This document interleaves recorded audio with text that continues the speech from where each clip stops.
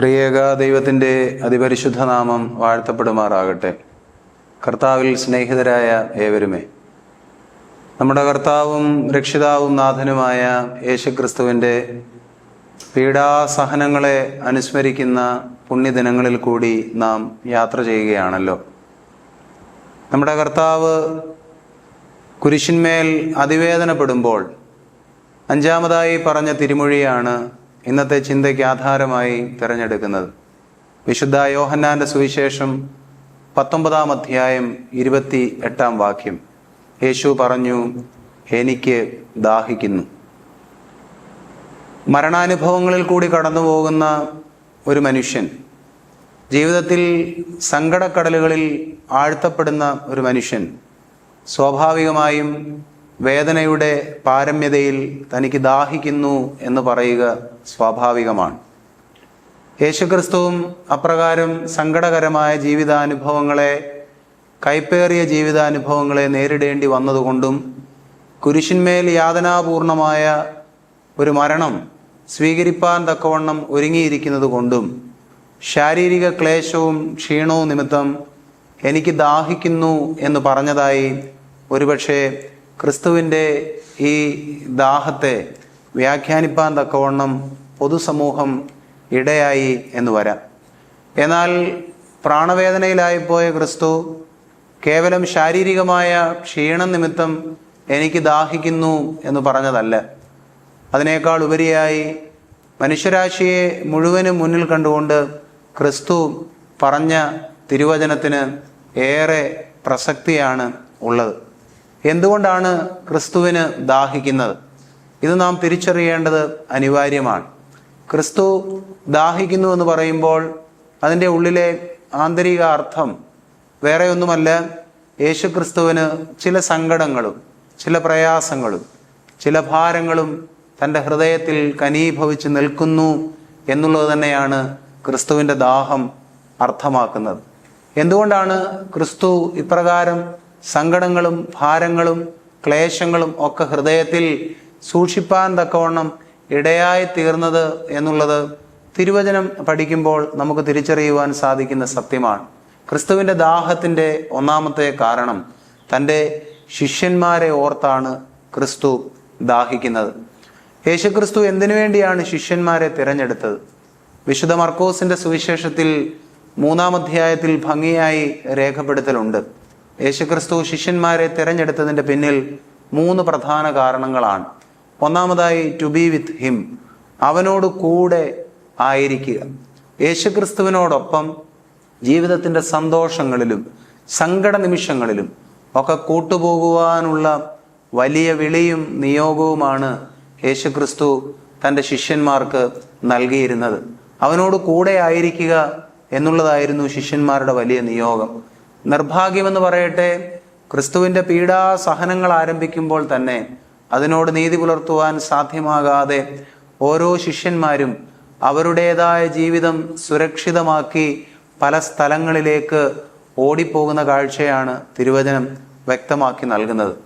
യേശുക്രിസ്തു എന്നെ അനുഗമിക്കുക, ഞാൻ നിങ്ങളെ മനുഷ്യരെ പിടിക്കുന്നവരാക്കാമെന്ന് പറഞ്ഞപ്പോൾ അപ്പനെയും അമ്മയെയും ഉപജീവന മാർഗങ്ങളെയും അവർ പരിചയിച്ച തൊഴിലിടങ്ങളെയും ഒക്കെ വിസ്മരിച്ചുകൊണ്ട്, അവയൊക്കെ ഉപേക്ഷിച്ചുകൊണ്ട് ക്രിസ്തുവിൻ്റെ വചനത്തിൻ്റെ കാന്തിക ശക്തിയിൽ ആകൃഷ്ടരായി യാത്ര ചെയ്തവരാണ് ശിഷ്യന്മാരെങ്കിലും അവരൊക്കെയും യേശുക്രിസ്തുവിൻ്റെ ശരീരത്തിൽ അവർ നെയ്ത വലകളത്രയും വലിയതായ ചിന്തകളുടെ, സ്ഥാനമാനങ്ങളുടെ, അധികാരമോഹങ്ങളുടേതൊക്കെ ആയിരുന്നു എന്ന് വ്യാഖ്യാനിച്ചാൽ അതിൽ പരിതപിപ്പാൻ തക്കവണ്ണം നമുക്ക് ഇടയാവുകയില്ല. കാരണം എന്താണെന്ന് ചോദിച്ചാൽ, ക്രിസ്തുവിൻ്റെ ശിഷ്യന്മാർ പലപ്പോഴും ക്രിസ്തുവിൽ നിന്ന് ലഭിക്കുന്ന ആദായങ്ങളെ മാത്രം സ്വപ്നം കണ്ട് ജീവിച്ചു എന്നുള്ളത് സാധൂകരിക്കുന്ന രീതിയിലാണ് അവരുടെ നടപടികൾ അത്രയും.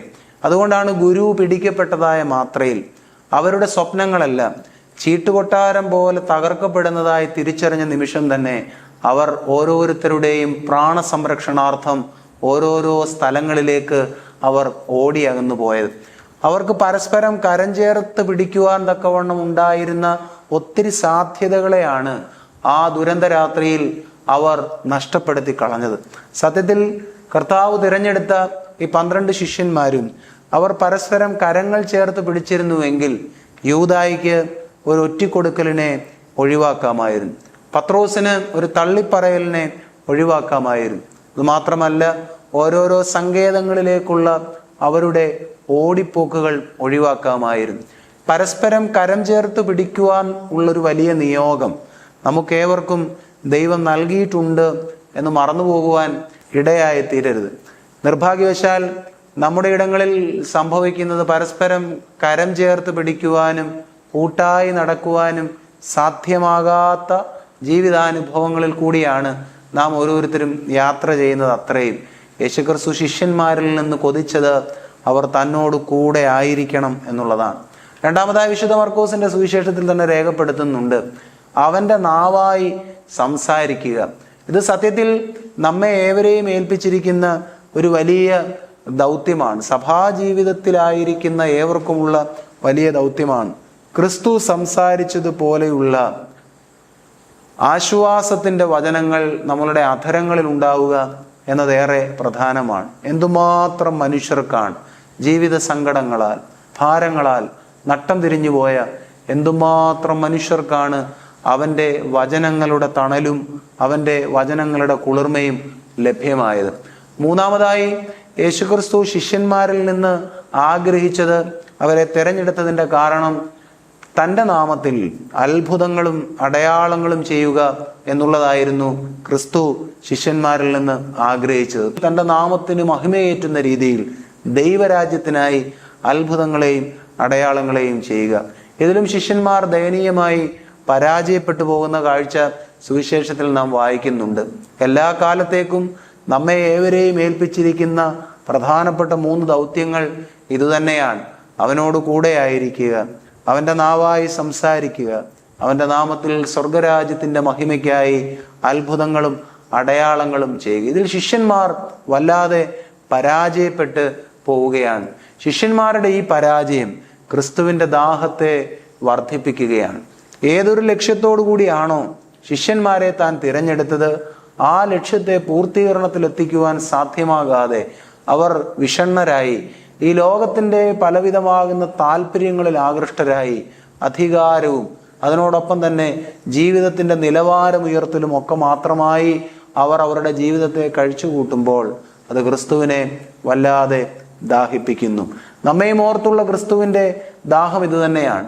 നാം തിരഞ്ഞെടുക്കപ്പെട്ടവരായിരിക്കെ, വലിയ വലിയ നിയോഗങ്ങളിലേക്ക് അവൻ കൈപിടിച്ച് കൊണ്ടുവന്നവരായിരിക്കെ, നാം അതിനെയെല്ലാം വിസ്മൃതിയിൽ കളഞ്ഞ് ഈ ലോകത്തിൻ്റെ ചില താങ്ങുകളിൽ മാത്രം വല്ലാതെ ആശ്രയം വെച്ച് ജീവിക്കുമ്പോൾ അത് ക്രിസ്തുവിൻ്റെ ജീവിതത്തെ വല്ലാതെ ദാഹിപ്പിച്ചുകൊണ്ടേ ഇരിക്കുകയാണ്.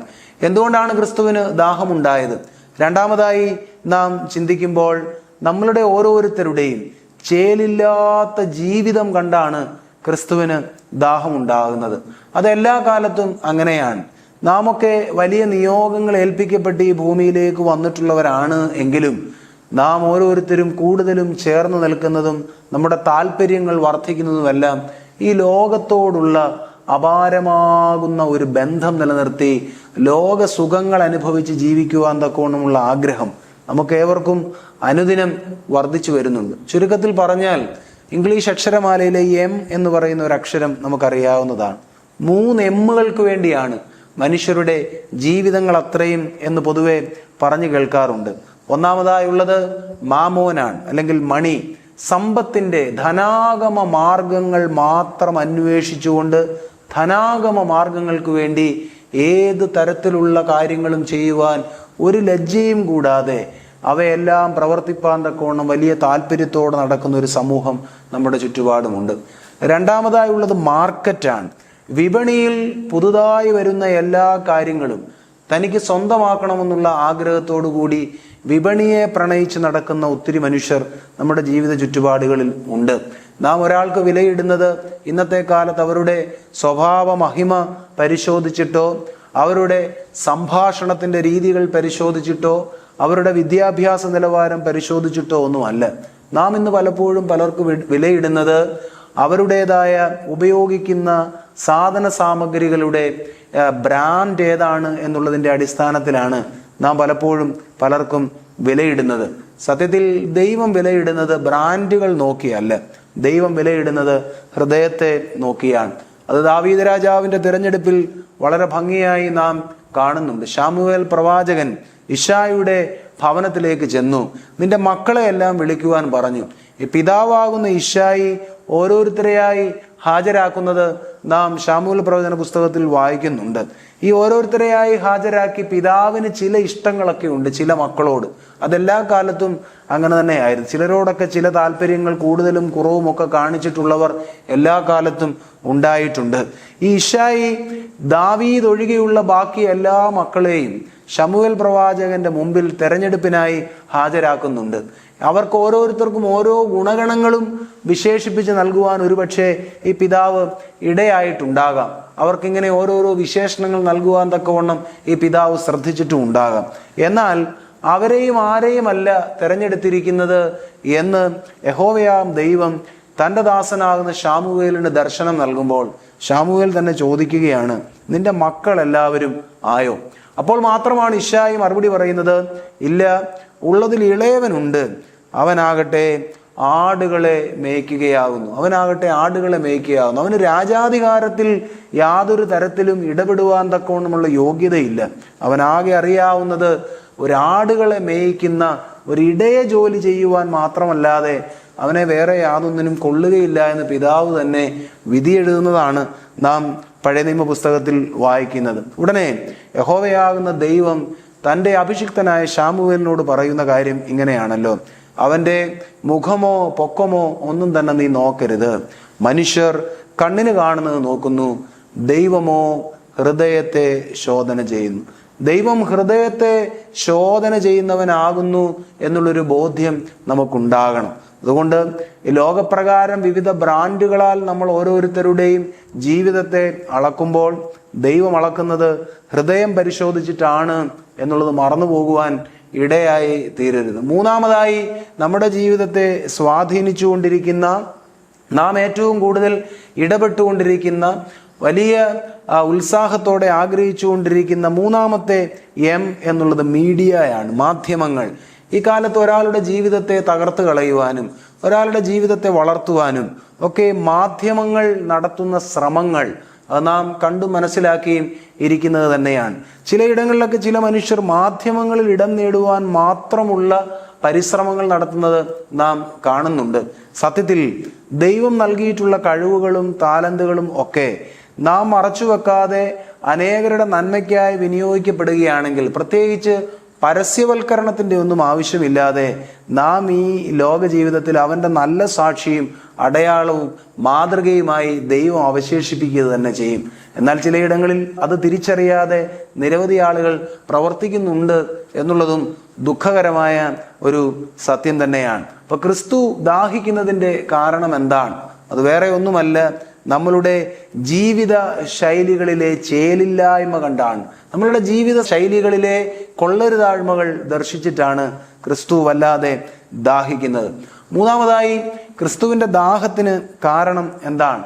അത് ജീവിതത്തോടുള്ള നമ്മുടെ നിഷേധാത്മക സമീപനം കണ്ടിട്ടാണ്. ചില ലാഘവത്വ സമീപനങ്ങൾ. സത്യത്തിലൊന്ന് ചിന്തിച്ചു നോക്കിയാൽ വീണ്ടും വീണ്ടും ആവർത്തിക്കുകയാണ്, നമ്മളുടെ ജീവിതത്തിന് ദൈവം നമ്മെ മെനഞ്ഞിരിക്കുന്നതിന് ഒരു വലിയ ഉദ്ദേശവും ലക്ഷ്യവും ഒക്കെ ഉണ്ട്. അത് നമ്മുടെ ജീവിതത്തിൻ്റെ വിശുദ്ധീകരണവും പ്രാർത്ഥനാനുഭവങ്ങളും മാതൃകയുള്ളൊരു ജീവിതത്തെ പിന്തുടരുവാൻ തക്കവണ്ണം ഇടയാവുക എന്നുള്ളതും എല്ലാം ദൈവം നമ്മിൽ നിന്ന് പ്രതീക്ഷിക്കുന്നതാണ്. ജനതകൾക്ക് പ്രകാശമായി, ജനതകൾക്ക് വെളിച്ചമായി നമ്മെ ദൈവം ആക്കി വെച്ചിരിക്കുകയും നിലനിർത്തുകയും ചെയ്തിരിക്കുന്നു. പക്ഷേ നാം അവയെല്ലാം മറന്നു കളഞ്ഞ് നൈമിഷികമാകുന്ന സുഖങ്ങളുടെ പിന്നാലെ വല്ലാതെ പാഞ്ഞു നടക്കുകയാണ്. നമ്മുടെ ശരീരത്തിൻ്റെ മോഹങ്ങൾ മാത്രം നിവർത്തിപ്പാൻ തക്കവണ്ണം ഇടയാവുകയാണ്. കണ്ണുകൾ കൊണ്ട് ഉള്ള ആനന്ദം ലഭിക്കണം, കാതുകൾ കൊണ്ടുള്ള ആനന്ദം ലഭിക്കണം, നമ്മളുടെ ഇന്ദ്രിയങ്ങൾ കൊണ്ടുള്ള ആനന്ദം അനുഭവിപ്പാൻ ഇടയാകണം എന്നുള്ള ചിന്തകൾ മാത്രം നമ്മെ വല്ലാതെ ഭരിക്കുമ്പോൾ ദൈവം അവിടെയും ക്രിസ്തു വല്ലാതെ ദാഹിക്കുന്നു എന്ന് തിരിച്ചറിയാൻ നമുക്ക് ഇടയാകണം. ക്രിസ്തുവിൻ്റെ ദാഹത്തിൻ്റെ വേറൊരു കാരണം എന്താണ്? അത് വേറെ ഒന്നുമല്ല, നമ്മൾ നമ്മുടെ ജീവിതത്തിൽ ഒരു പാഠങ്ങളും ഉൾക്കൊള്ളാതെ ജീവിക്കുന്നത് കണ്ടിട്ടാണ് ക്രിസ്തു വല്ലാതെ ദാഹിക്കുന്നത്. വിവിധ തരത്തിലുള്ള വീഴ്ചകളും ബലഹീനതകളും ഒക്കെ നമ്മുടെ ജീവിതയാത്രയിൽ നമുക്കെല്ലാം ഉണ്ടായിട്ടുണ്ട്. ആരാണ് പാപങ്ങളില്ലാത്ത മനുഷ്യർ? പൗലോസ് അപ്പോസ്തലൻ റോമർക്ക് കത്തെഴുതുമ്പോൾ അവിടെ പറയുന്നുണ്ടല്ലോ, എല്ലാവരും ദൈവ തേജസ് ഒരേപോലെ നഷ്ടമാക്കി പാപികളായി തീർന്നിരിക്കുന്നു. നീതിമാൻ ആരുമില്ല, ഒരാൾ പോലുമില്ല. നമ്മുടെയൊക്കെ ജീവിത വഴികളിലും ഇടർച്ചകളും ബലഹീനതകളും പാപവും പാപസാഹചര്യങ്ങളും ഒക്കെ നമുക്കേവർക്കും ഉണ്ടായിട്ടുണ്ട്. വിവിധ തരത്തിൽ പാപമംഗലമായ ഒരു ലോകത്ത് ജീവിക്കുമ്പോൾ സ്വാഭാവികമായി നമ്മെ ഈ പാപത്തിൻ്റെ കെണികൾ വല്ലാതെ വീഴ്ത്തിക്കളഞ്ഞിട്ടുണ്ട്. എന്നാൽ നമ്മുടെ പ്രത്യാശ എന്താണ്? നമ്മുടെ പ്രത്യാശ ഈ പാപങ്ങളിൽ നിന്ന് വീണ്ടും എഴുന്നേൽപ്പാൻ തക്കവണ്ണമുള്ള ഒരു അനുതാപത്തിൻ്റെ അവസരം ദൈവം നമുക്ക് ജീവിതത്തിൽ നൽകുന്നു എന്നുള്ളതാണ്. നമ്മുടെ വീഴ്ചകളിൽ നിന്ന് എഴുന്നേൽപ്പാൻ തക്കവണ്ണം ഇടയാകും എന്നുള്ളത് നമ്മുടെ വലിയ പ്രത്യാശയാണ്. ക്രിസ്തു നമുക്ക് നൽകിയിരിക്കുന്ന വലിയ പ്രത്യാശയും അതുതന്നെയാണ്. അത് നിരവധി പേരുടെ ഉപമകളിൽ കൂടി യേശുക്രിസ്തു തന്നെ നമ്മോട് പറഞ്ഞു നൽകിയിട്ടുള്ളതാണ്. സത്യത്തിൽ സ്വർഗരാജ്യം സന്തോഷിക്കുന്നത് പാപിയുടെ എഴുന്നേൽപ്പിലാണ്. മാലാഖമാരെ ദർശനം കാണുന്ന മനുഷ്യനേക്കാൾ ആരാണ് ഏറ്റവും വലിയ ഭാഗ്യവാൻ? ഏറ്റവും വലിയ ഭാഗ്യവാൻ തൻ്റെ പാപത്തെ ഓർത്ത് കണ്ണുനീരൊഴുക്കുന്ന മനുഷ്യനാണ് ഏറ്റവും വലിയ ഭാഗ്യവാൻ. ആർക്കാണ് സ്വർഗരാജ്യത്തിൽ ഇരിപ്പിടം കിട്ടുന്നത്? സ്വർഗരാജ്യത്തിൽ ഇരിപ്പിടം കിട്ടുന്നത് തൻ്റെ ജീവിതത്തിൽ വന്നുപോയ ബലഹീനതകളെ ഓർത്ത് അനുതപിക്കുന്ന മനുഷ്യനാണ്. ഒന്നോർത്താൽ, എഴുന്നേറ്റ് വരുവാൻ സാധ്യമാകാത്ത തരത്തിൽ ഏതെങ്കിലും വലിയ പാപക്കുഴികളിൽ നാം ആരും വീണുപോയിട്ടില്ല. തിരികെ നടന്നു വരുവാൻ സാധ്യമാകാത്ത തരത്തിൽ അതിദൂരത്തേക്കൊന്നും ദൈവത്തിൽ നിന്ന് നാം അകന്നു പോയിട്ടുമില്ല. നമ്മുടെ ജീവിതത്തിൽ സ്വാഭാവികമായ ബലഹീനതകളും കുറവുകളും ഒക്കെ ഉണ്ടായിട്ടുണ്ട്. അത് നമ്മുടെ കണ്ണുനീരിൻ്റെ അനുഭവങ്ങളിൽ കൂടെ, ഏറ്റുപറച്ചിലിൻ്റെ അനുഭവങ്ങളിൽ കൂടെ കഴുകപ്പെടാവുന്ന കുറവുകൾ മാത്രമേ ഉള്ളൂ. എന്നാൽ നമുക്ക് സംഭവിക്കുന്ന അപജയം എന്താണ്? ജീവിതത്തിൽ അടിക്കടി വിവിധ തരത്തിലുള്ള പാപങ്ങൾ കടന്നു വന്നിട്ടും അതിൽ നിന്നൊന്നും എഴുന്നേൽക്കുവാൻ തക്കവണ്ണമുള്ള ആഗ്രഹമില്ലാതെ പോകുന്നു എന്നുള്ളതാണ് നമ്മളുടെ ജീവിതത്തിൻ്റെ പരാജയം. ചില മനുഷ്യരുണ്ട്, അവരുടെ ജീവിതത്തിൽ ചില ബലഹീനതകളും വീഴ്ചകളും ഒക്കെ ഉണ്ടായാൽ അവിടെ കിടന്ന് കറങ്ങുന്നതല്ലാതെ അവിടെ നിന്ന് എഴുന്നേൽക്കുവാനുള്ള ഒരു സാധ്യതയെ പോലും പ്രയോജനപ്പെടുത്താതെ ജീവിക്കുന്ന ഒത്തിരി മനുഷ്യർ നമ്മുടെ ഇടങ്ങളിലുണ്ട്. പ്രിയമുള്ളവരെ, ദൈവം നമ്മെ വിളിക്കുന്നത് അങ്ങനെ ഒരു ജീവിതാനുഭവത്തിലേക്കല്ല. അതിനേക്കാൾ ഉപരിയായി ജീവിതത്തിൽ വരുന്ന ബലഹീനതകളിൽ നിന്ന് പാഠങ്ങൾ ഉൾക്കൊണ്ട് ബലത്തോടെ ദൈവസന്നിധിയിൽ എഴുന്നേറ്റ് നിൽക്കുവാൻ തക്കവണ്ണമുള്ള, ദൈവസന്നിധിയിൽ അവനോട് ചേർന്ന് നിൽക്കുവാൻ തക്കവണ്ണമുള്ള വലിയ സ്വാതന്ത്ര്യത്തിലേക്കാണ് ദൈവം നമ്മെ വിളിക്കുന്നത്.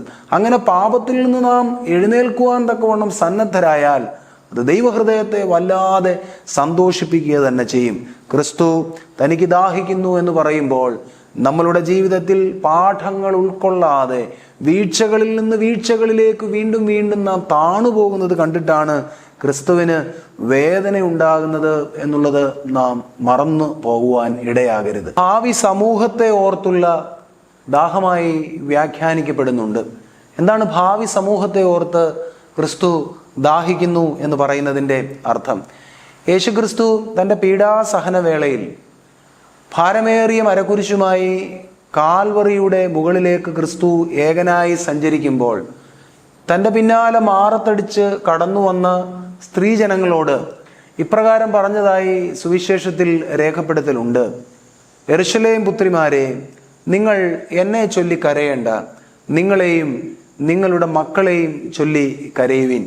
അതിനോട് ചേർത്ത് വീണ്ടും നാം തിരുവചനത്തിൽ വായിക്കുന്നതാണ്: ഇപ്പോൾ മുതൽ പ്രസവിക്കാത്ത ഉദരങ്ങൾക്കും കുഞ്ഞുങ്ങളെ പാലൂട്ടാത്ത മുലകൾക്കും ഭാഗ്യമെന്ന് പറയുന്ന ദിവസം വരുന്നു. എന്തുകൊണ്ടാണ് യേശുക്രിസ്തു അപ്രകാരം പറയാൻ തക്കവണ്ണം ഇടയായി തീർന്നത്? സത്യത്തിൽ അത് നാം ആവർത്തിച്ചൊന്ന് ചിന്തിക്കുമ്പോഴാണ് യേശുക്രിസ്തു പറഞ്ഞ ആ മൊഴിയിൽ വരുന്നൊരു ഭാവി ദർശനം കൂടി ക്രിസ്തു കണക്കിലെടുത്തുകൊണ്ടാണ് സംസാരിച്ചതായി തിരിച്ചറിയുവാൻ നമുക്ക് സാധിക്കുന്നത്. പ്രസവിക്കാത്ത ഉദരങ്ങൾ, കുഞ്ഞുങ്ങളെ സ്തന്യമൂട്ടാത്ത മുലകൾ, ഇവ ഭാഗ്യമുള്ളവ എന്ന് ക്രിസ്തു പറയുന്നു. അതിൻ്റെ അർത്ഥം സത്യത്തിൽ ഇവ രണ്ടും, ഉദരവും അതിനോടൊപ്പം തന്നെ സ്തന്യവും, ഒരമ്മയെ സംബന്ധിച്ചിടത്തോളം ജീവൻ വഹിക്കുന്ന, ജീവൻ നൽകുന്ന സങ്കേതങ്ങളാണ്. ഒരു ഉദരത്തിൽ ഒരു കുഞ്ഞിനെ രൂപപ്പെടുത്തുവാനുള്ള ഭാഗ്യം ഒരമ്മയ്ക്കുണ്ടാകുന്നു. സ്തന്യം നൽകി വളർത്തുവാനുള്ള ഭാഗ്യം ഒരമ്മയ്ക്കുണ്ടാകും. അപ്പോൾ ഇനിയുള്ള കാലത്ത് അതിനവസരം കിട്ടാത്ത, അതിന് ഭാഗ്യം കിട്ടാത്തവരാണ് സത്യത്തിൽ ശാന്തതയോടെ ജീവിക്കുവാനാവുന്നത് എന്ന് ക്രിസ്തു പറയുമ്പോൾ അതിൻ്റെ അർത്ഥം എന്താണ്? നാം ജീവിക്കുന്ന ജീവിത ചുറ്റുപാടുകൾ കർത്താവ് ഭാവിയെ മുൻകണ്ടുകൊണ്ട് പറയുന്നു, നിങ്ങളിനി ജീവിക്കുവാൻ പോകുന്ന ജീവിത ചുറ്റുപാടുകൾ അത്ര ശുഭകരമല്ല.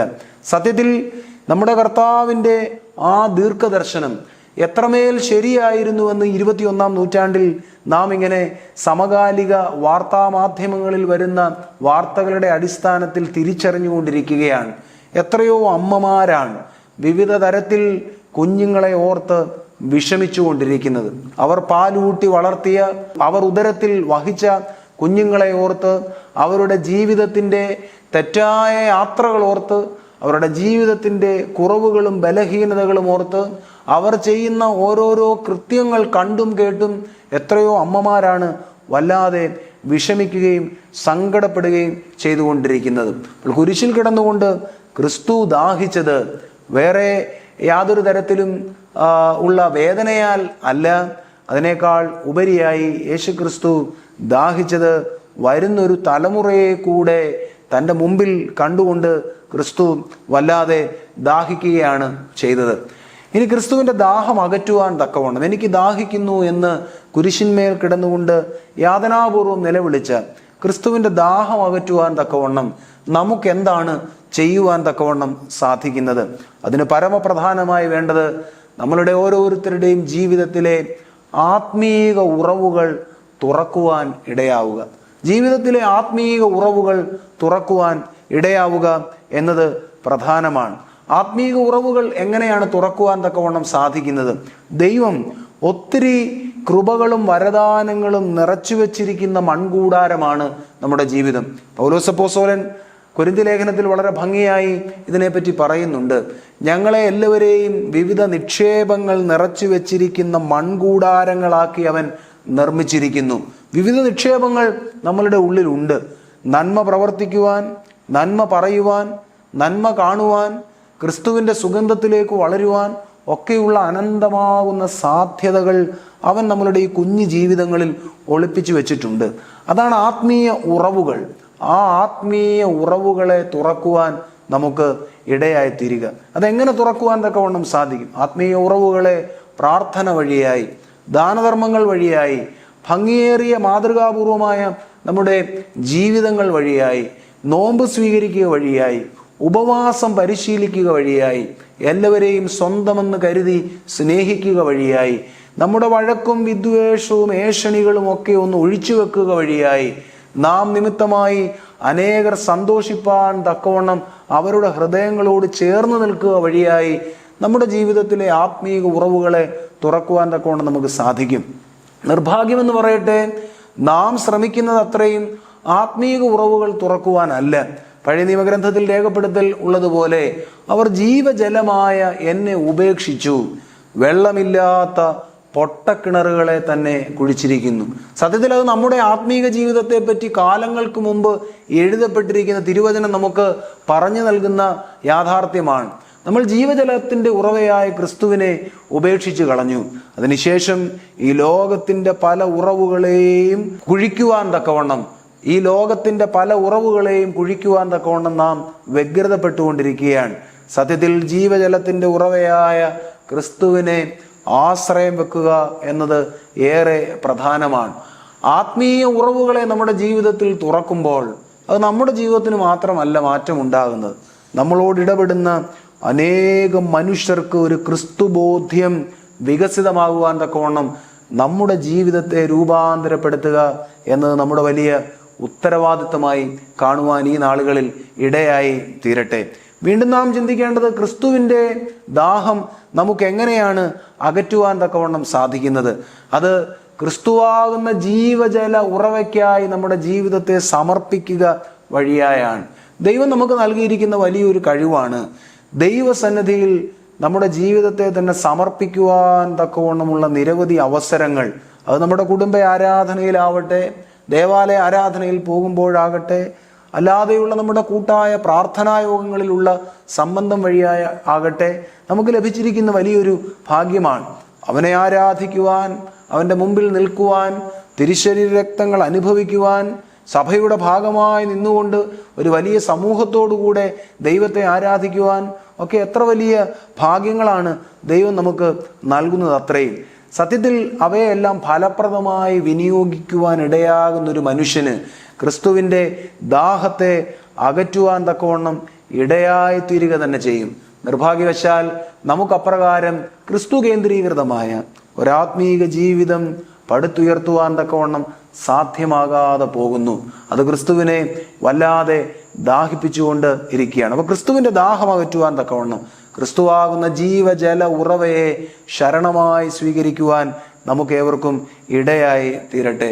കുരിശിൽ കിടന്നുകൊണ്ട് എനിക്ക് ദാഹിക്കുന്നു എന്ന് പറഞ്ഞ കർത്താവ് ആ ഒരു പ്രത്യേകമാകുന്ന സമയത്തേക്ക് മാത്രം പറഞ്ഞ ഒരു വാക്യമല്ല അത്. ഇന്നും അവൻ നമ്മെ പ്രതി ദാഹിച്ചുകൊണ്ടിരിക്കുകയാണ്. നമ്മുടെ ചേലില്ലാത്ത ജീവിത ശൈലികൾ വഴിയായി, നമ്മളുടെ വിവിധ തരത്തിലുള്ള പാപങ്ങളോടുള്ള അടിമത്തം വഴിയായി, നമ്മുടെ ജീവിതത്തിൻ്റെ തെറ്റായ ശൈലികൾ വഴിയായി ക്രിസ്തു ഇന്നും ദാഹിച്ചുകൊണ്ടേയിരിക്കുന്നു. അവൻ്റെ ദാഹം അകറ്റുവാൻ തക്കവണ്ണം തിരുസന്നിധിയിൽ സമർപ്പിക്കപ്പെടുവാനും ജീവിതത്തിൽ ആത്മീക ഉറവുകളെ അനുദിനം തുറന്ന് ക്രിസ്തുവിൻ്റെ മുമ്പിലും അനേക മനുഷ്യരുടെ മുമ്പിലും നമുക്ക് നല്ല മാതൃകയുള്ള ആത്മീയ മക്കളായി വളരുവാനും ദൈവം സഹായിക്കട്ടെ എന്ന് പ്രാർത്ഥിച്ചുകൊണ്ട് എൻ്റെ വാക്കുകളെ ഉപസംഹരിക്കുന്നു. വലിയവനായ ദൈവം നാം ഏവരെയും വാഴ്ത്തി അനുഗ്രഹിക്കട്ടെ.